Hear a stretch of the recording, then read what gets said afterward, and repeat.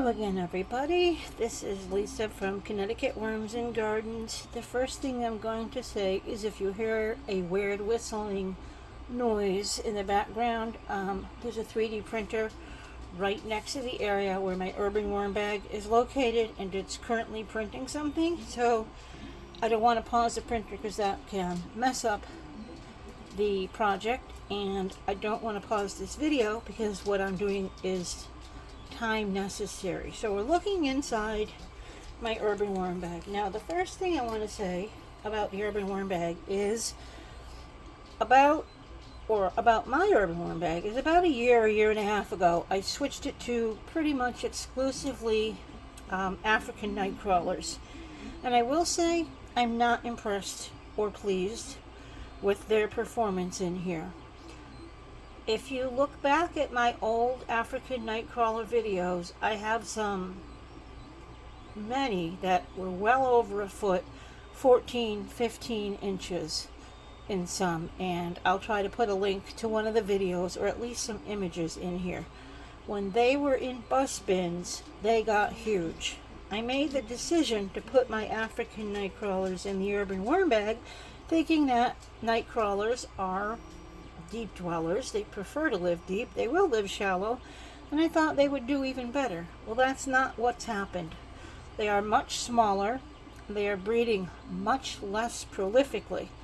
In the standard bus bin, I had such an overpopulation with cocoons, and I was constantly breaking the bin up, and I thought that would increase more so in the urban worm bag. Again, more square footage, a deeper area. Now, there's a couple of possibilities. One is that because the urban worm bag is sort of out of sight, out of mind, and in a different area than the other worm bins, I've given it some neglect. Haven't been feeding it as often. Moisture stays really good in here, but it could be that I'm not as attentive to this bin. So I am trying right now to be really diligent in paying extra care to this, as many visits to this as I am to my other bins, to see if the lack of size is simply my fault or if this is just not an environment for them. They're not getting any different bedding or anything. Now the next thing I'll mention, which is pretty unimportant, but I'll mention it, is I have an ant nest in here. I did a harvest about a week ago, a very sizable harvest, and when I opened up the bottom bin, out came a whole lot of ants.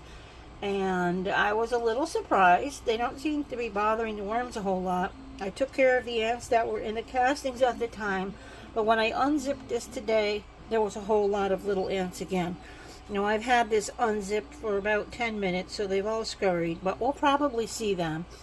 And what I'm going to do, well, what I have done is put one of the non-toxic ant bait type traps where I found the trail of ants coming in from outside. They're coming up a house and in a crack between the window panes and in the house. Why they've gone to the trouble of going down to the floor, up the leg of the urban worm bag, and somehow in, no idea what's in it for them in here. But so you may see a few ants.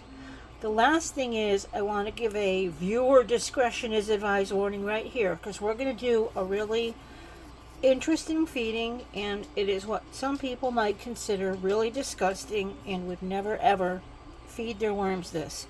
I have in a little bucket next to me the contents of 2 rabbits, not the flesh, not the bones, but these were 2 meat rabbits that were processed for food. So what I have are the 2 hides, the stomach, the intestines.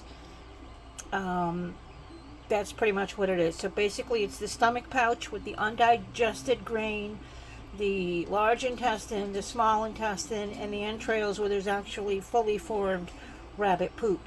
Now this was obtained yesterday, so it's been sitting outside on my deck overnight, and it's gotten pretty stinky overnight. I know the worms will devour this, and I know it won't have any negative impact on the worms. And it's not something unusual for me. I've put a lot of strange things in here as we all know, worms will eat roadkill as fast as anything else.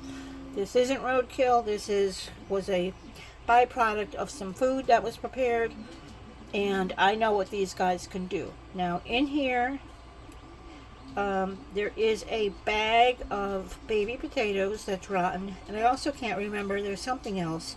Again, I did a harvest video about a week ago.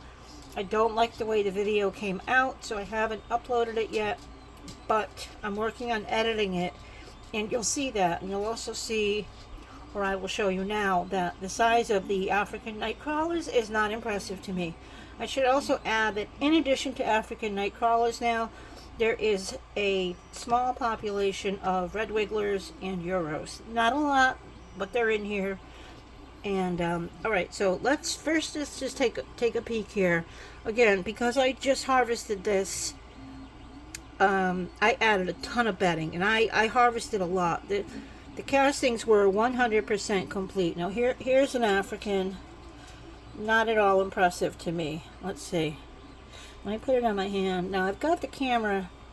I can zoom in and out, but because of where I have the urban worm bag right now, which is away from my other worms, it's not in a great lighting area, and the sun is also coming in the background. So this guy here is not impressive. He's not fat, he's not robust. I mean, he's healthy, but compared to how they were, not impressed. So I did add a ton of shredded bedding to the top. So the reason you're not seeing castings is after I did the harvest, I added a whole bunch of new bedding. You can see there's worms in it. And the reason I have a glove on, all of you know I'm not afraid to touch things. Like I said, the rabbit guts that I have been sitting now for 24 hours already fermenting. They're pretty disgusting, and I'm just going to use the gloves to handle them. This is a daylily. At the end of last year, when I was weeding up in the fall, I accidentally pulled out one of my daylily tubers, and I threw it in here, and look, it's growing. And even though this side is rotting here, it's mushy, over here it's sprouting, and there's roots. So I may be able to get this back into my yard. Let's see what else we have. I'll just show you a quick view of some of the worms. Again, this is not an ideal African. He's way too skinny. He's way too short. And, you know, the moisture is good. The bedding is good. The worm's not so good. And there's a ton of bedding on top. The castings are way down low. This bin was 100% complete. When I did the harvest, there was no evidence of any food of any kind in here. So, in addition to the feeding, I added a bunch of bedding. Now here is what looks like a banana or a banana peel with a whole lot of immature worms. This is probably, yeah, I can see there's some red wigglers on here, there's some euros on here, and there are some African night crawlers on here. These are all what look to be juveniles. The other thing I put in here is a mushroom log. I bought a mushroom growing kit, and it failed miserably. So I decided to throw it in here and let the worms do it. But that just happened. There's another. The fact that I can fit this many worms in my hand when most of them are African night crawlers is indication of just how small they are. I mean, this one here, it has potential, but it's just skinny. It's not where it should be, or at least it's not where I'm used to mine being. And maybe mine were the exception before, and if that's the case, that's fine. I want them back that way again. So let's see. I'm feeling what I believe is the mushroom log. I've never done this before. I don't know what'll happen. It's solid. It was pre-purchased. I don't know if mushrooms will grow. You can see the mycelium here. And it looks like already there is a worm in it, or entering it, not fully in it. I'm hoping that they will enjoy this as a fine little treat. And what I'm trying to do is get down deep enough to where I can bury the contents of the rabbit remains and have a nice deep layer of bedding on top. Now I'm going to zoom you in a bit. Now here we're getting to the castings, and right here you can see a cocoon that looks like a fairly new cocoon based on its color. So from here down, it is all pure castings. So I'm at the right point where I want to add the contents. And again, this is skinny. Its length indicates it's not a very young worm, but yet it's skinny. And when I had them in a bus bin, they were huge. So again, it may be my fault. I may be lacking in taking care of them because the urban worm bag is so big and I can put so much food and keep the moisture level correct. This little thing right here, that's a little maggot. Everybody hates that word, I know, but it's just probably a fruit fly larvae. We're going to take him out and put him over here in a little garbage cup I have. I don't need him hatching and flying out. Alright, so let's move our... Oh, there's two logs. I forgot. I had actually put two in here. One was old, one was new. Mushroom growing is not my thing, apparently. I'm going to try to get down deep where it's just castings. And, okay, here's a ball of worm. Well, not really a worm ball, but a ball of worms. A little bit different. And you can see they're just not thriving. And when I say not thriving, they're very healthy, they're very active, they made a ton of castings. They turned this bin around in record time. But the worms themselves aren't impressive to me. They don't look like they used to look. So let's keep going. I want to get deeper to the bottom. If my big head is in the way right now, I apologize. I'm trying to not do that, but I'm probably doing that. Okay, I'm starting to smell something pretty foul, so we're probably getting close. Yes, this is the potatoes. And I left them in the bag. They had gotten rotten. And you can see all the baby worms going in, because they will. I've done this before. It's not the first time I've forgotten potatoes. Oof, this smells horrible. So I guess since there's a horrible thing here and I don't smell it, this is the spot where we're going to dump our stuff. Okay, now for those of you who may be sensitive, it's time to stop watching the video because the guts and the hide and everything else are going right at this point. And I don't want to trigger anybody that may be sensitive to such things. It's no different than the insides of a cow or a chicken or any other animal, but I do understand that some people are sensitive, so turn your video off if this is going to bother you. Okay, here we have the contents.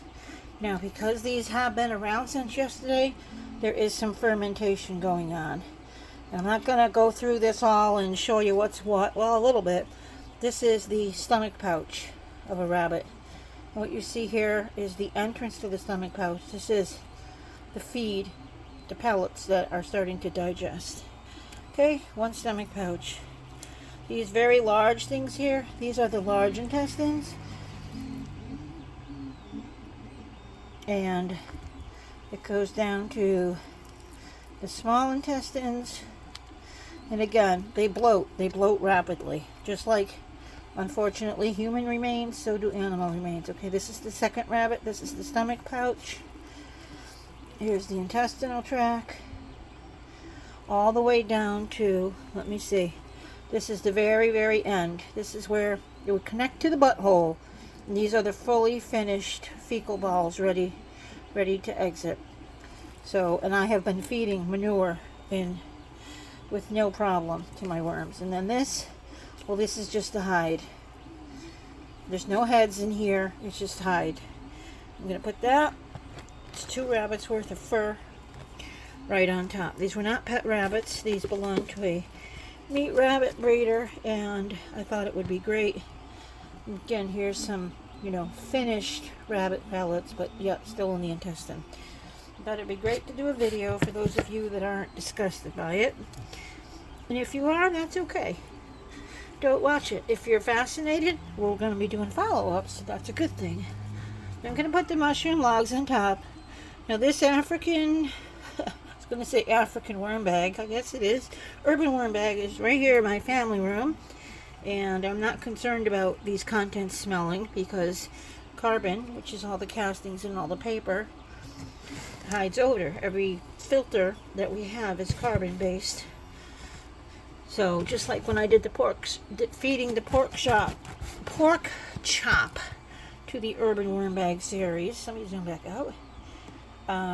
It was in the same place and there was absolutely no smell. Now because there is so many intestines, here's another. Now this one is fat, but he doesn't have the length. I don't know. Because there's so many intestines in here, this is not going to be something we can check every 2 or 3 days. I will wait 10 days for the initial check. Looks like I didn't get everything buried here, so let's go back in. No, I didn't get it buried deep enough. Let's go back in and get that down there. And again, I'm getting into the castings that were remaining in the bag, and I left it about half full because you can't go too far. There's a sweet spot in flow-through systems where if you break that sweet spot, the whole thing collapses and empties out, and I almost went that far this time. So I'll go ahead and put the daylily back in, although it looks like I just broke the shoot off. This may grow. It has roots on it, so I'm going to plant this in the top, and I will put this part just down in here, any old place. And since these mushroom logs are so very dry, you can see I just broke it apart, and I don't really know what mushroom logs are per se, as in I'm not a mushroom grower. I tried it, didn't work out.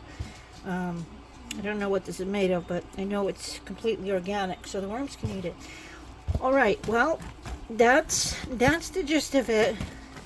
I'm going to be doing a video follow-up to this on taking some of these African night crawlers. Now this one here looks pretty decent, and if it was stretched out, I believe it would be about 7 or 8 inches, but that's still not where it should be. So anyway, I'm taking about 100 or 200 depending on how big they are and what they weigh when I get them collected. I'm going to move them into a bus bin, and I'm going to do a before picture and an after video to show how they respond in a bus bin versus what you just got to see in here. And as far as the ants, like I said, they all scurried. Whoop, I just said that, and I tried to catch them. They're running around the under lip here, but they're the little ants, and this just happened. It has nothing to do with the reason that these worms are not to the size that I would want. Alright everybody, well, I hope those of you that watched it this far are fascinated to stay tuned for the follow-ups. Those of you that didn't, I understand why. Not everybody is okay with the consumption of animals, and some people who are okay with it are still not comfortable with seeing the contents.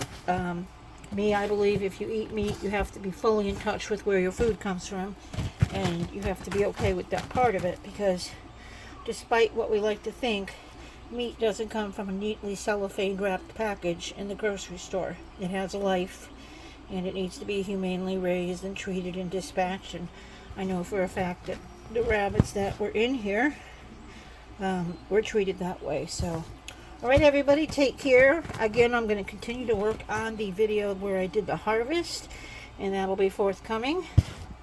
And I'm going to add a little more water to this because it's not dry, because it sticks nicely, but it could be moister.